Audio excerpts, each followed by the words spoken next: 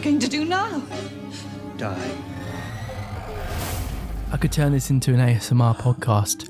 What, whilst you're chomping on your party rings? Because you brought me some party ring biscuits. Doctor! So. Okay, shall I start off? You can start. So we left off last time with the Third Doctor and Sarah Jane noticing the Cybermen. The Master has used the time scoop to bring others as well as us here. Come on, let's get out of here. And then we're back with the First Doctor and Susan. I think the Dalek blew a hole in the wall and they got out through that hole and they find the TARDIS. It would be nice if you could see the outside of it because the Dalek blows the hole in the wall. They escape from this like mirror maze and then you don't get to see it. And they reunite with Tegan, Turlough and the Fifth Doctor in the TARDIS, which is cool. Yeah, and Tegan gobbly says, "Who are you?" Who are you? More to the point, what are you young people doing inside my TARDIS? It's his TARDIS. And who might he be? The Doctor. Good grief. More to the point, what are you young people doing inside my TARDIS? I like it because the First Doctor just can't get over that he travels with somebody as gobby as Tegan. Yeah. He can't stand her because she asks him a question and the Doctor's like, good grief. Yeah. But the Fifth Doctor's very pleased to see him because he tries to help him. Yeah, I really like this, that they paired up the First Doctor and the Fifth Doctor in the TARDIS. I think that's really cool. Yeah, that was a nice idea, to be fair. And Susan as well is there, obviously, but she doesn't have much to say in this bit. I noticed a few fans commenting on this on YouTube. So when the Fifth Doctor meets Susan, the First Doctor introduces him to her as if he doesn't know who she is. This is Susan. Yes, I know. But Peter Davison says, "I know," and looks at her. And Caroline Ford was quoted as saying that originally this scene was a bit longer and there wasn't a lot more dialogue, but there was more of a focus placed on the way they look at each other to sort of show that there's like a mutual respect and that they understand each other. Mm-hmm. And apparently it was cut because JNT didn't like the suggestion that they had a more deep relationship and thought that it had been misinterpreted, so it was cut. Oh, it's weird. It's a shame, isn't it? Yeah, that is a bit Because of a shame. Peter Davison, apparently you can tell Peter Davison tries to give a more knowing look, but because of the camera angle, you can't really see. And that was supported by what Caroline Ford said, but they cut it. Who the hell thinks they're going to be sleeping with each other? Yeah, that's very odd. It's bizarre, isn't it? So yeah, it's a bit of a shame. It's a bit like sometimes, like Peter Davison as an actor knows more what the fans want to see than the production. You know, I don't know. Well, it was JNT's old thing, wasn't it? No hanky-panky in the TARDIS, going a bit out of control. But he didn't want there to be a suggestion that because they're a similar age, that they're looking at each other for too long. You know, it's just bizarre. Yeah. Anyway, That's they tried to where make it... Terence could have maybe written a more sort of by the fan, for the fans scene with the Fifth Doctor and Susan. Yeah, it's a shame they don't get a bit more time to speak to each other, yeah, I have to say. Even like a knowing sort of, if he like touches her arm, it's like, nice to see you, Susan. Yeah. Something like that. But I think the pace of the story is so manic that there's hardly enough time for anyone to breathe. Yeah, Although there is yeah. enough time for the First Doctor to eat pineapple. So anyway. Yeah. So Well, unfortunately, this is the start of the First Doctor is a bit sexist thing, isn't it? Where he orders Tegan to sort of make some coffee or something. Now look, young lady, make yourself useful. This young fellow looks as though he needs some refreshment, and I know that Susan and I do too. Hang on a minute. Tegan, I'll humour him. You know, I sometimes used to get a little tetchy. Fortunately, one mellows with age. Turlough will help.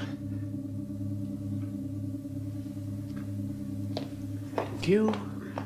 And she's like, hang on a minute, with a hand on her hip. The Fifth Doctor's like humour him, you know, could be a little bit tetchy. So she goes off, but only on the condition that Turlough helps her. So he does. But yeah, it's a bit of a shame because the First Doctor, I could be wrong here, but I don't think he ever has any sexist tendencies. The First Doctor as a character was never like that because he had Susan and Barbara and he respected them both the same as Ian. He always treated them both the same.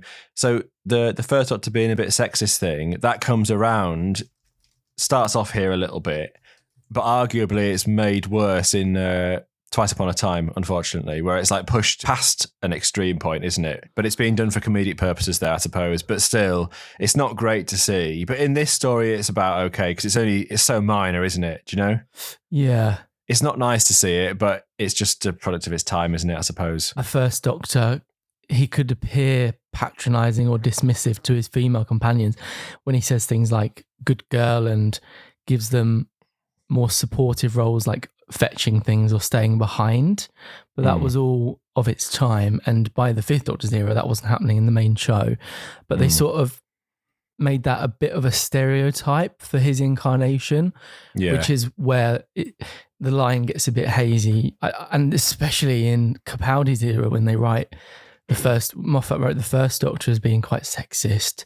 I think that was completely wrong. They shouldn't have done that. It should have been the First Doctor and like through a modern lens. But anyway. Yeah, I think because 62 was actually ahead of the other decades quite a bit in terms of feminist representation, because Barbara and Susan, I mean, not so much Susan, but the way that Barbara was handled, she was always treated with respect by the main cast. And the First Doctor clearly saw her as being very capable and very intelligent. And I think she wasn't the generic screaming companion that people associate with Doctor Who.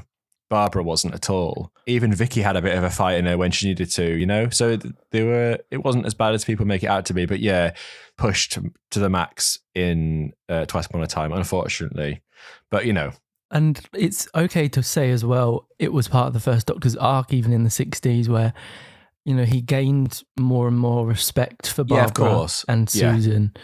Well, he started off by saying that both Ian and Barbara were stupid because they were human. Yeah, exactly. So he put them both in the same boat. He never, to my knowledge, I can't remember him explicitly singling out Barbara and saying, Barbara, go make some tea. He might have asked her to do it once, but, you know, it wasn't a defining trait by any means of his character.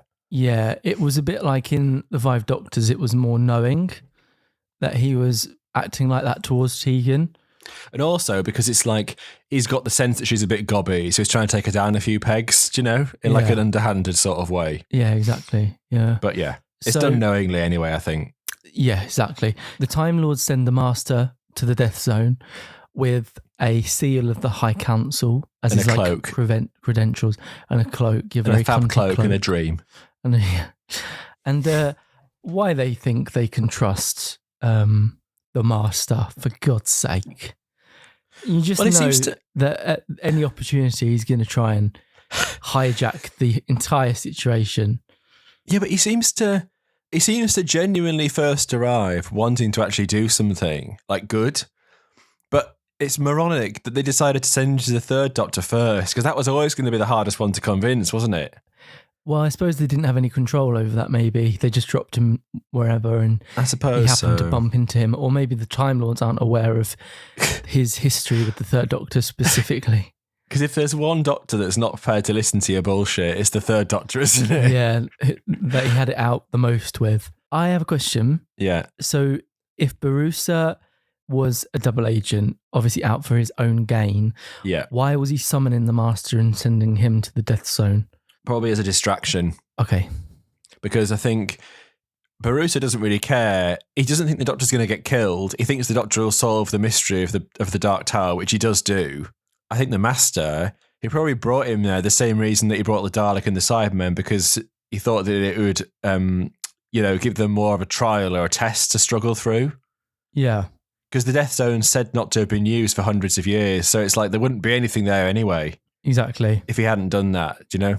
And even the other creatures that are encountered in this story, they're said to have been left over from the games. Yeah. The Raston Warrior Robot and the Yeti, it's just thought they've been just living there since. What I think's funny is that the Third Doctor's like, about the seal, he snatches it off the Master and then just pockets it. Why does the Master not put up more of a fight about that? That's his only proof. They're all making their way towards the tower, aren't they? Yeah, they are now, yeah. But there's a lot sort of in their way. Well, the First Doctor and the Fifth Doctor are in the TARDIS. The Fifth Doctor seems to be stabilised, doesn't he, now that the First Doctor's with him? Yes. And they sort of analyse the Dark Tower because they know that's where the power's coming from. And they correctly identify that it's got three entrances. One, the main entrance, one at the top of the tower, and one below the tower via some caves. And basically, it really nicely aligns with the plot in terms of the timing, where all the characters decide to approach it from these different angles. Mm-hmm. I like the scene where the master appears and he sees a skeleton on the floor and kicks the skeleton and says, "One of my predecessors." Yeah. Not the most hospitable of environments. And then the energy bolt comes out of the sky and nearly hits him. Yeah, what's with the energy bolts? Who's sending those down? I think it's just like the environment, the planet is just hostile. Yeah. That's definitely one interpretation of it for sure. And back on the TARDIS, Turlo and Tegan have rustled up some exotic-looking food, which they and Susan are now devouring. And it's so cozy because they've cracked out that conservatory furniture again. Yeah. You know, the wicker chairs that we saw in... Is it Mordred Undead when they put Mordred down in it? They have a right Anyway. bitch about Turlo. Right, and these yeah. wicker chairs. Yeah. And they're drinking, like, because obviously it's the TARDIS, you know, you don't sit there and have a glass of water. It's green and blue drinks with crazy straws and ice cream. Of course it is. Yeah. Yeah, so all the doctors, they sort of work out at the same time. It's the Death Zone, it's on Gallifrey, and Raston put a stop to the Death Zone being used as like a setting for these deadly games. Yeah. It sealed off the entire zone. The Time Lords are so fucked up, aren't they? Yeah, I love that it continues that dark Time ethos Lord. that they were bad. Yeah. They I think are awful. And Raston, I know there's a load of story around Raston, but from what I've seen, I think that they had the wrong end of the stick with Raston. Mm. I don't think he was a bad guy. He gave them time travel and he saw the Death Zone and said, putting a stop to that, I am sealing off the entire zone, forbidding the use of the time scoop, which he probably invented. What is their beef with poor Raston? I think it's a bit like Omega, isn't it? Like Omega is the one who came up with the time travel technology initially. Right. And I think Raston gets grouped in with that group of ancient Time Lords who are feared. No one really knows why, but they're viewed as being like evil. Forgetting the fact that whenever we see Time Lords in the classic series, they're almost always working against the Doctor anyway. Yeah. It's like, so they think he's evil, but here's a race that abducted lesser alien species and watched them fight in a wasteland for entertainment.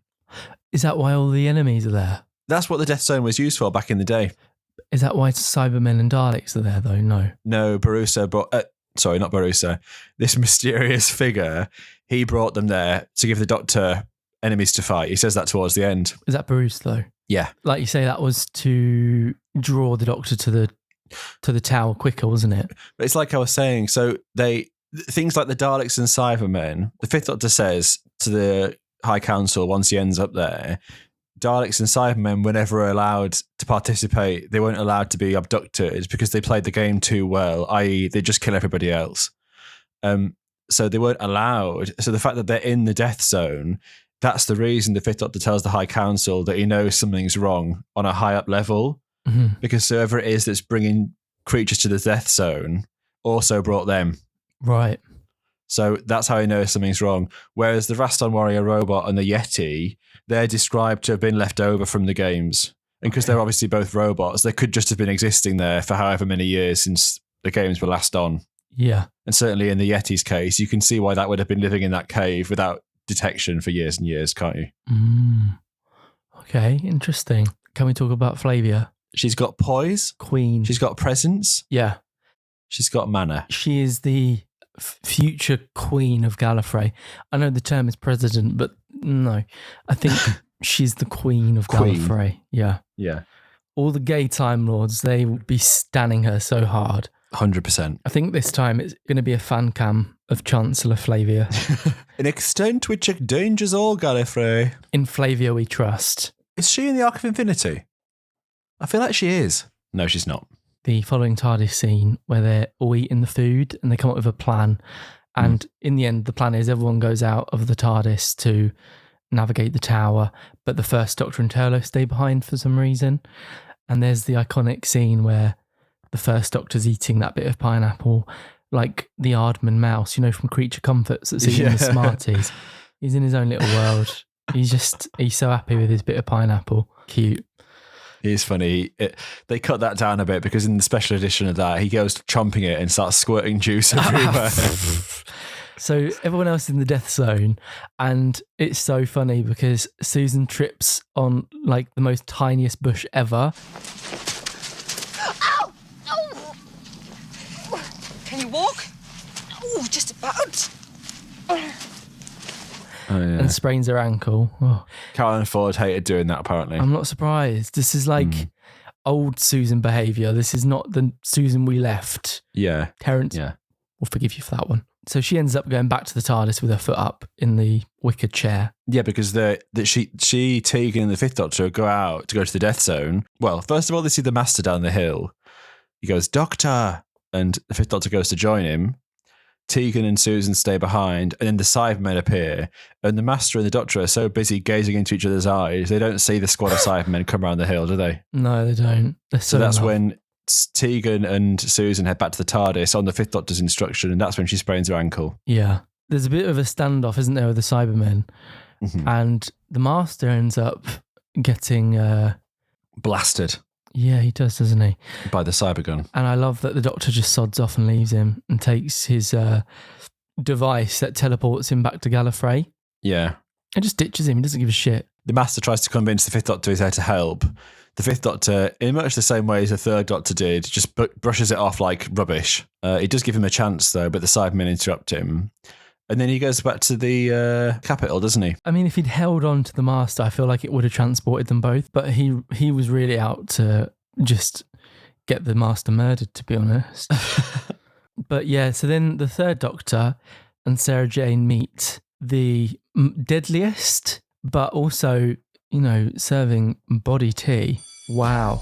The Raston booty robot. It's it gives a whole new meaning to the word slay, because they are beheading a Cyberman but also looking good whilst doing it. I don't have the words. You're fascinated by the Raston warrior robot, aren't you, Sean? Here's a creature that's described as being one of the most perfect killing machines ever devised. And it's a man in a skin-tight silver lycra suit Arching that back with their butt out. with a shiny helmet. And Sean found it quite alluring, didn't you, Sean? I was transfixed. I'm not Yeah. gonna lie. Yeah. Raston warrior robot in New Who when? I don't think it'd look the same if they brought it back. Can Put I it that go way. to Gallicab as a Raston warrior robot? All I need is a leotard and a helmet. That'd be such an easy costume. That'd be a It'd be so great easy. costume. So that happens. Sarah Jane sort of underestimates their killing ability because she's like, it isn't armed. And then it like does all these gymnastic moves and transports itself. It's like, whoa.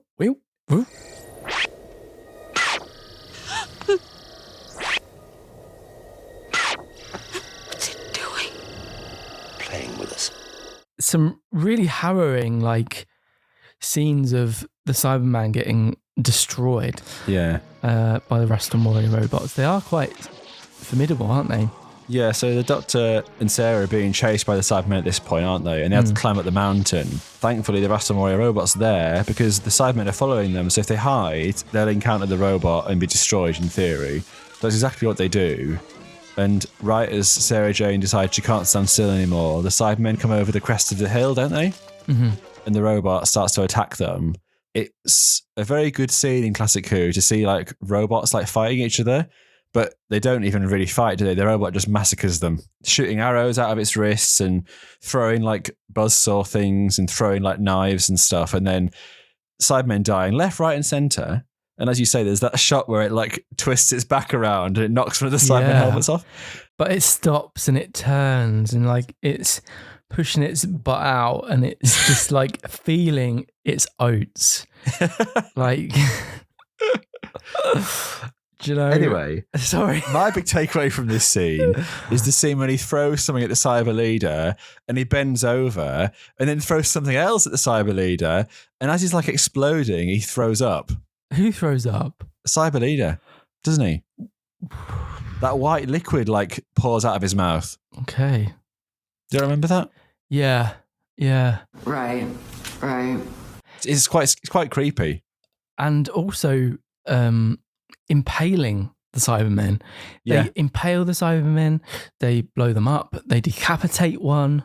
Like, they're not messing around. They decapitate a few of them, I think. Yeah. But yeah, like, they're all dying, and it's a suggestion that, like, they are actually people, and that's why I think that the vomit bit is so grim, because it's just like they're just being, like, slayed down one by one. And then later on, you see one of the Cybermen manages to get past it somehow with, like, an arrow sticking out of his chest, and then he just dies. Yeah. Crazy. But Crazy so scenes. in the madness, the Third Doctor and Sarah sort of slink past, don't they? And get to this cave mouth at the top of the hill. And before they go, they just, like, nab all of his arrows. Yes. And his rope. Yeah. Yeah, they're going to climb a mountain, and they're planning to zip line into the tower, which is... Third Doctor-y. Yeah, it's very Third Doctor. The First Doctor and Tegan, they end up deciding to leave the TARDIS and leaving Turlo and Susan behind, and they start ascending the tower. They just walk to the front door. Yeah. Oh, yes, the front door scene. Yeah. So cool. It's an entry corridor. Now what? You're not suggesting we batter down the door, I hope. It looks very much like a bell to me.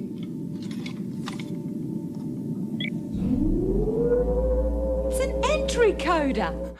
She's written to be a little bit dim. Probably to allow the First Doctor to do some explaining, I think. Maybe. But even like when they get inside and there's the checkered floor and the First Doctor takes out some coins and Tegan says, "We have to pay to get in?" Yeah, that bit seems a bit silly. But the First Doctor bounces off her so well. He's like, "It could cost you your life." Yeah, they do get a few good lines in there, to be fair. They do. And she's like, she's really funny. Like, she's very witty, to be fair. Like, she says, "How long do you plan to play pitch and toss?" I really like these scenes. I know everyone takes the piss because everyone's like, why couldn't they just walk around the checkered floor? But I'm sure there would have been some system in place to not allow them to do that in terms of the actual story.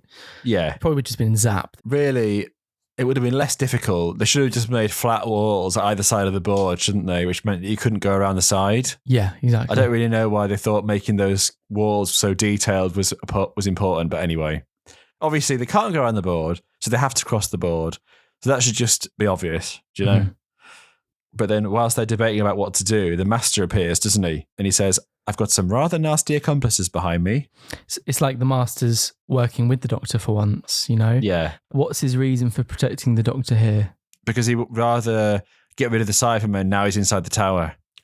Okay, fair enough. The only reason why he says he's going to help them in the first place is because when he comes to after the Doctor's fled, he says to the Cybermen that he'll help them get what they want. Do you know? Yeah. So he sees an opportunity to get rid of them here and decides to do so. And it's a really cool set as well. I wrote a note that the set was really, really cool. And all the special effects, like the Cybermen getting blown to smithereens on the checkerboard is really cool as well. Another squad of them get destroyed, don't they? They do. That wipes them out, doesn't it? They are a bit dim, aren't they? Not for quite all of him. them. There's one more squad, remember, by the TARDIS. Oh, yes. They're planning to blow the TARDIS up. And there's 3 squads, yeah. Even though we have, the Doctor's granddaughter on board who has flown the TARDIS, albeit under the Doctor's supervision, she doesn't seem to think about that. She'd rather wait for them to blow up the TARDIS. Yeah. So to talk about the bit when there's a couple of scenes from now till the end where the Cybermen are basically like building this massive bomb outside the TARDIS. And taking ages doing it as well. Like wiring it up, yeah. And they're talking about it, Susan and Turlo, like wringing their hands together. And Susan's like, "Wow, it's a bomb." And Turlo's like, "Big, isn't it?" And Susan says, "What should we do now?" Yeah. And Turlo just says, "Die." Oh, God. And I laughed at that. Oh, it is so funny. Turlo is so deadpan. And it's become part of his character. So it doesn't surprise me anymore, and it is really funny. What do we do now? Die. Like they're in a trans-dimensional time and space traveling machine, but they're just going to stand there and watch them get blown up. Oh, God. Anyway, It's okay. So then the Cybermen are all getting destroyed, aren't they, on this chessboard? Because the Master works out you have to use pi in some techno-babble explanation that doesn't actually make any sense. But if you calculate the squares, there's a safe path across the board, which somehow changes every time. So it gives the Cybermen the impression that they can just walk across it. They go across, they're all killed by like lightning that shoots down from the ceiling. And then the Cyber leader threatens the Master, saying that he tricked them, doesn't he? The Master grabs one of the Cyberman guns, blasts the Cyber leader, and then he just sort of skips off, doesn't he? Well, he tells the First Doctor, "Try it, Doctor, it's as easy as pi." And then they work it out. The First Doctor uses that to work it out. I don't really get that whole thing. I don't think it actually makes sense. But anyway, don't think about it too hard. Don't think about it too hard. I like all of this because it's slowly bringing everyone together. Yeah. But we have a really harrowing scene where the tower plays sort of psychological warfare on the Doctor. It's really dark and the music's really creepy as well. And the sets are really creepy. You know, these like descending, like cramped stairwells and stuff. Yeah. It's the second Doctor. He sees Jamie and Zoe. The second Doctor and the Brigadier, they're being chased through a cave by a Yeti, which is really scary as well, actually. So the second Doctor and the Brigadier are entering the tower through the bottom entrance, which is underground. So they enter these great big caves with like a river running through it, and they hear this roar, and they realise that there's a Yeti chasing them, which is really exciting. And they run, find themselves into like a little alcove, and the Yeti runs right outside, doesn't it? It starts scratching away at the cave wall to try and get in. Yeah. And in the panic, the second Doctor pulls out a stick of dynamite or something. He calls it a galactic fizzer, something like that, and throws it at the Yeti. Yeah. And it explodes. And the Brigadier says, "You've maddened it." But the rocks all fall down. And then they're trapped, aren't they? Yes. But there's an exit behind them, isn't there? Yeah. Which they realise because the torch is like blowing in the wind. And they find a little doorway and then go under the door and they're in the tower. I think they filmed all this in Wales. Yes, I think they did, yeah. And it just felt very cinematic. It's still a thrill to see the second Doctor like in colour. Yeah. Because he only had one appearance before in Three Doctors. In colour. Yeah. But that wasn't as cinematic as this. No. And it's cool. I think as well, it's a really nice like homage to the second Doctor era, because obviously the Brigadier and the Doctor first met with the Yeti in the Web of Fear. Mm-hmm. And obviously like those episodes were missing for a long time. So it felt like a very far away story. And the Five Doctors obviously has that nice familiarity. And the Yeti looks really good. Apparently the costume was really badly degraded. And you can't really tell that from what you see of it in the episode because it's lit so nicely. Yeah. And it's creepy. Like I'd always loved this bit. And I was quite scared of what I'd seen of the Yeti in Monsters and Villains when I was a kid. So to see it in the Five Doctors, I thought, oh, I'm a bit scared. But I enjoyed it, seeing it a lot. It's a scary sequence, isn't it? The Yeti, because it's quite formidable and it's like a proper monster, isn't it? That's chasing them. I mean, when you see the Yeti fully lit, they are just like big cuddly teddy bears, aren't they? But in the Five Doctors, it seemed quite creepy when it's following them and stuff. Yeah, definitely. But yes, then they're in the tower, and that's when they start seeing the phantoms. Right. Third Doctor and Sarah Jane see phantoms, and the second Doctor and the Brigadier see phantoms. And it feels like a bit of a waste, but it's nice that they at least had cameos, from... So Wendy Padbury and Fraser Hines, Zoe and Jamie. Yeah, that's it. They appear to the second Doctor, which is nice to see them back. And it's quite nice that they were able to appear in it. And the way the second Doctor realises they're phantoms is when they recognise the Brigadier. Mm-hmm. Because how would they recognise the Brigadier? They wouldn't have any memory of the Brigadier because the Time Lords wipe their memories. Right. Which the second Doctor correctly points out. And then they sort of, when they get found out, they sort of scream and disappear. Yeah. I adore watching this for the first time, knowing that Jamie and Zoe returned in Tales of the TARDIS. Yeah, and they got their memories back. Yeah. Oh. It's very sad when they leave in the War Games. Yeah. And you do feel like they've been robbed of something, because for Jamie, it definitely improved his life. And for Zoe, arguably as well, it helped her to become more personable.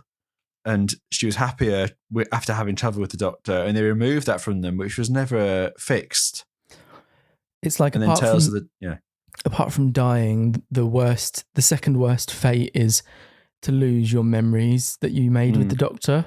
Yeah. And they've gone back on that for everyone now. Like Zoe and Jamie, their memories are back. They've been restored in canon. Yeah. And Donna's as well. So Yeah. it is very cruel. Because like you say, their lives were so much better, even with the memories of travelling with the Doctor and everything they experienced. But 100%. then the Phantoms appear to the third Doctor as well in different forms. Obviously Mike Yates, but Liz Shaw's with the Phantom as well, which is a bit melancholy really, because unlike Jamie and Zoe, she never got her she doesn't renaissance, did she, in the show? No. But it's nice to see her, and she looked exactly the same as she did. Like she'd not aged. She looked amazing. I do absolutely love Liz Shaw. I think she's so underappreciated, and she's got a good ghoul scream. She goes, "Stop here!" and then echoes away.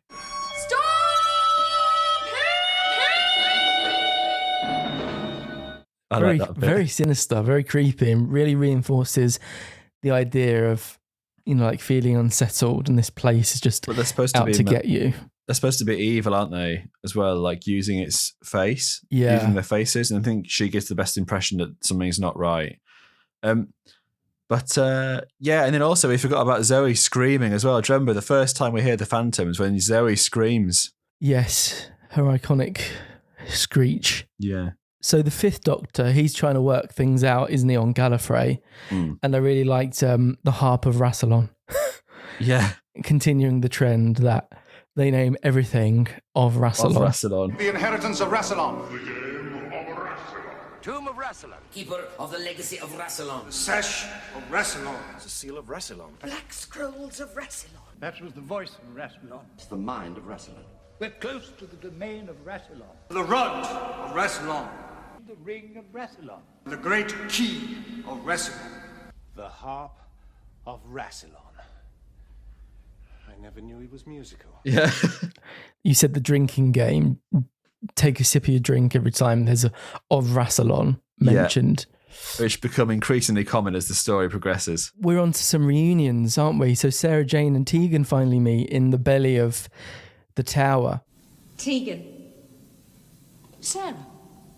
Yeah, they all start to meet up in the centre while the Fifth Doctor starts to work out what's been going on from the council chamber. Mm-hmm. But yeah, Sarah Jane and Tegan finally meet, which is nice to see. So then the first Doctor and the third Doctor are trying to work things out together, aren't they? Mm-hmm. They leave out the companions from the discussion. Yeah. And Sarah Jane says, "Oh, I know. They drag you through time and space without so much as a bye or leave, then leave you out when things get interesting." And Tegan says, "My version isn't any better."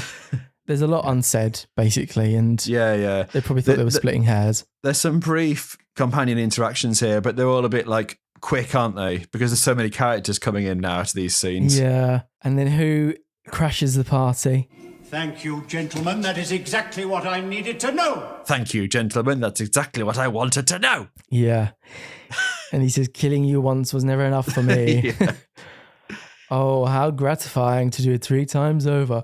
And the Brigadier says, "Nice to see you again." And he punches him. Knocks him out.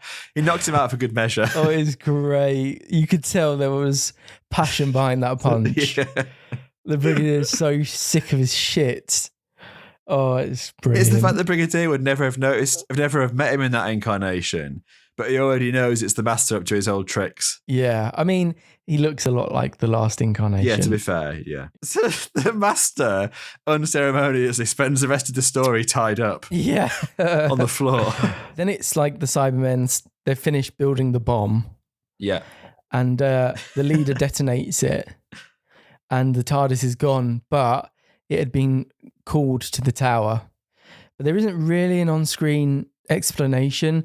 Susan says preset coordinates, but why they activated at that moment, I don't know. But I think because the second Doctor, if you remember, calls the capital from Rassilon's tower, from the interior of the tower, and with the coordinates, the Fifth Doctor then knows where he and Barusa need to go.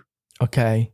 And so I think the TARDIS somehow must receive them at the same time. I don't know. I just think it would have been cooler if Susan flew the TARDIS. Yeah, I know. Yeah. The Fifth Doctor now is beginning to work out there's obviously a mole in Gallifrey, and that it's Barusa because he disappears from a sealed room, doesn't he? Yeah, exactly. And so he goes, go on. Playing the harp of Rassilon in the Capitol takes him into like the Barusa's secret chamber, which is where the controls for the games are.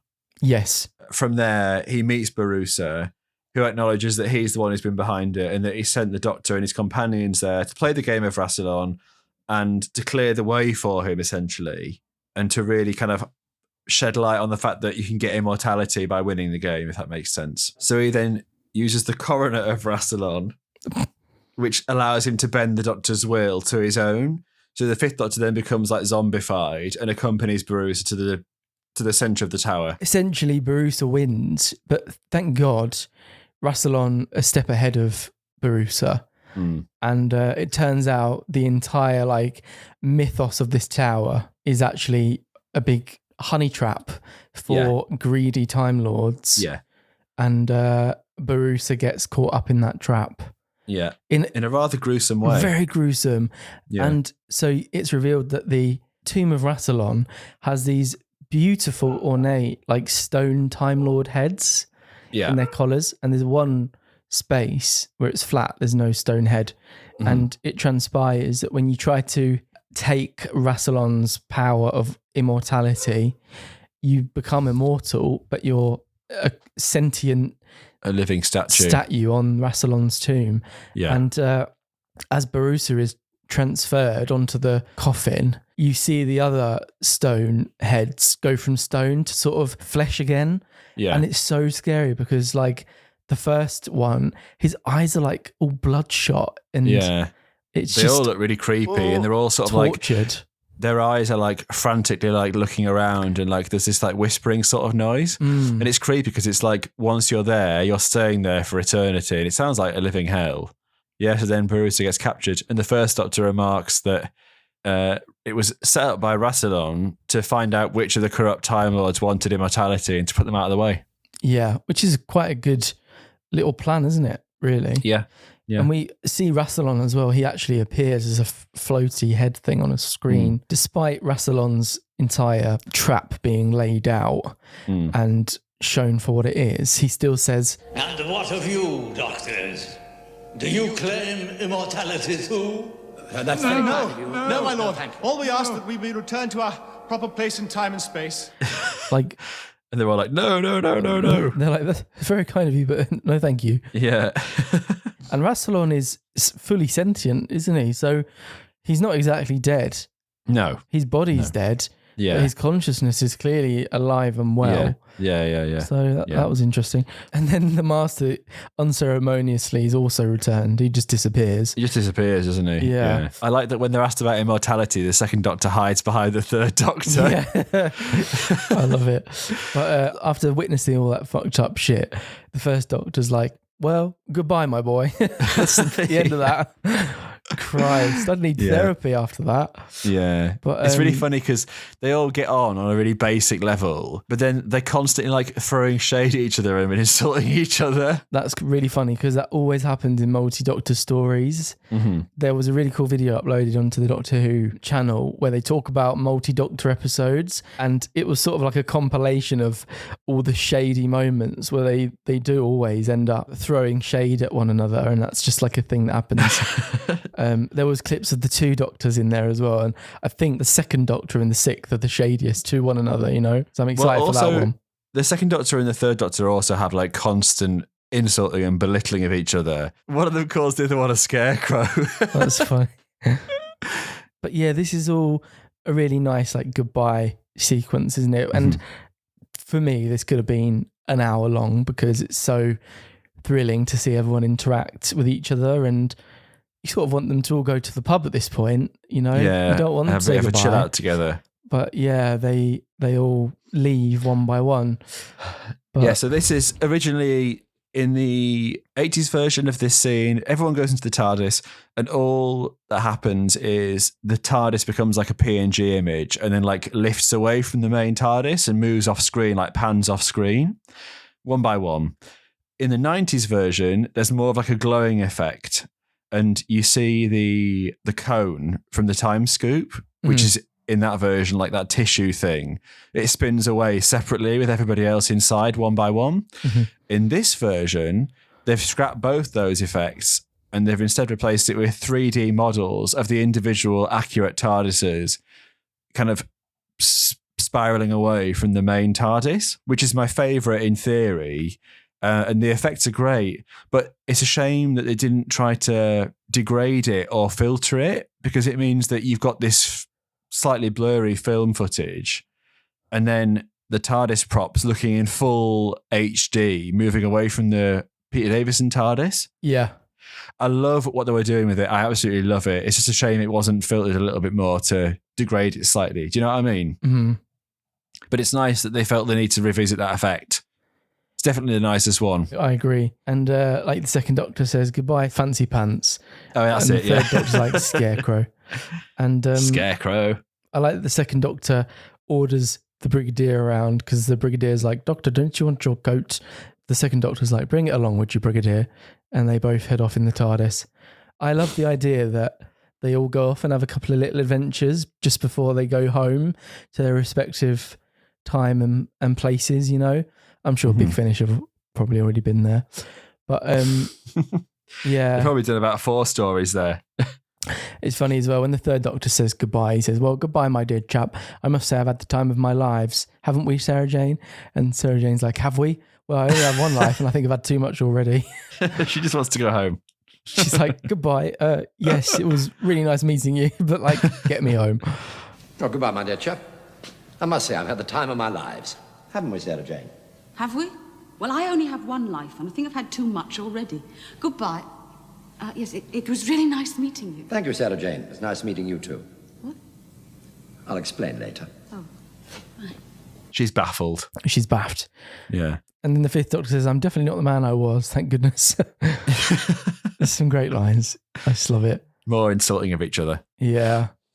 Yes. What do you think about the fact that once again, the Doctor's approached at the end of a Gallifrey story and offered the chance to become president of the High Council and flees? Yeah. He's constantly running. It's just part of his character, isn't it? Yeah. It's great. He's not having it, is he? No, but, you know, as I said before, in Flavia we trust. Well, yeah, I mean, I would trust her over Barusa. So he leaves her to be in charge, doesn't he, back in the TARDIS. And Turlo and Tegan assume that it's the end for them and that he's going to go and take up his presidential duties. And she's like, so you're choosing to go on the run from your own people in a rackety old TARDIS? Well, you're off to Gallifrey to be president. I suppose your Time Lord subjects will find a TARDIS that really works and get us both home. Who said anything about Gallifrey? You told Chancellor Flavia. I told her she had full powers until I returned. You're not going back? You know, sometimes, Tegan, you take my breath away. Won't the Time Lords be very angry? Furious. You mean you're deliberately choosing to go on the run from your own people in a rackety old TARDIS? Why not? After all, that's how it all started. That's a great line. That always features in trailers. What do you think about Flavia being the Doctor's auntie, apparently, according to Big Finish prose? Oh, really? His auntie. Oh, hello. Milo just came in to see me. Oh, Hello, he didn't come Bubba. see me. I know where the land lies. So I'm surprised about that. I've never thought of that before, I have to say. I do get auntie vibes from her, to be fair. Yeah, she definitely gives anti-vibes 100%. Yeah. Yeah, I've got no idea about that theory. I don't know what I think about it either. It feels a bit... I don't know. So, the Fifth Doctor, Turlo and Tegan, they head off in the TARDIS. Yeah. And he says that's how it all started. Yeah. By running off from his own people. That's a nice way to end it. It's a good way to end it, yeah. I mean, yeah, top of its game, I think. And then we get a theme tune that's a mixture of the 60s theme tune but sped up slightly, which merges into the 80s theme tune when it gets to the bridge. I like that. That's clever. Yeah, it's a nice little fun touch, isn't it? Out of 10? I mean, I'm very biased because The Five Doctors is like a childhood Doctor Who favourite, isn't it? I'd probably give it a 9. I'm going to give it a 9.5. It would have been a 10, only Susan was a bit daft, and some of the other characters weren't quite themselves. I think that's the only reason why I dock any points from it is because of its treatment of some of the lesser characters. Yeah. But for what it's trying to do in the circumstances, they did a very good job of it. I mean, it's a celebratory story, isn't it? Yeah. And it's never going to be the tightest plot in the world. Yeah. Yeah. And it looks great. It feels cinematic.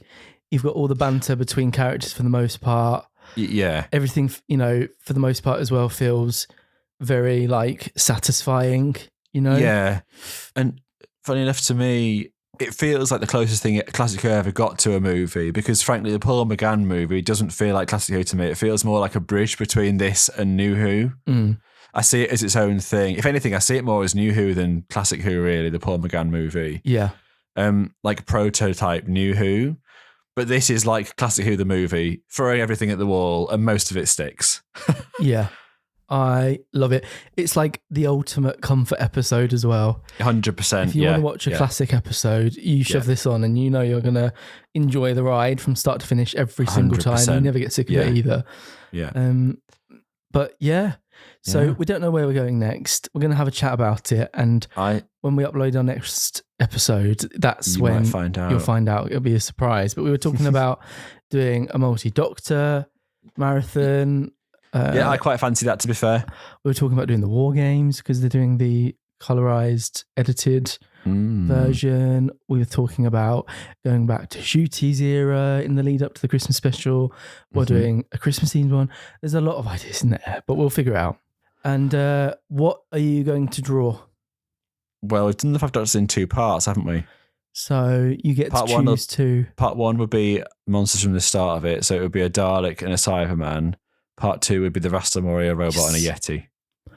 That's what I think. All the curves for the Raston Warrior robot. Yeah, exactly.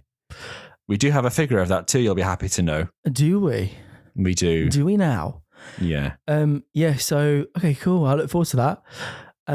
Thank you very much for listening. Yes, thank you very much for listening. I hope you've enjoyed the ride. It's been fun going over the 5th Doctor's era. It has. And there will be more to come because I'm fully invested in the 5th Doctor's era now.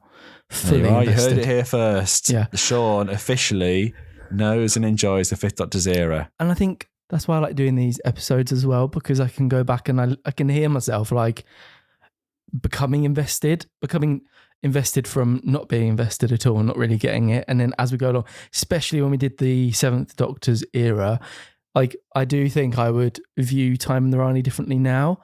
But when we first did that episode, I was not invested at all. But I, even being a fan for as long as I have been, continue to fall head over heels for this show and the different eras. And I really am you still enjoying learn that. new things about it, don't you, and stuff? You do, yeah. I mean, I've really got a newfound appreciation for it now, and that's me. And I've been watching the classic ones for years and years and years. So yeah, it's been a lot of fun for me. Okay, cool. Until the next time. Thanks for listening.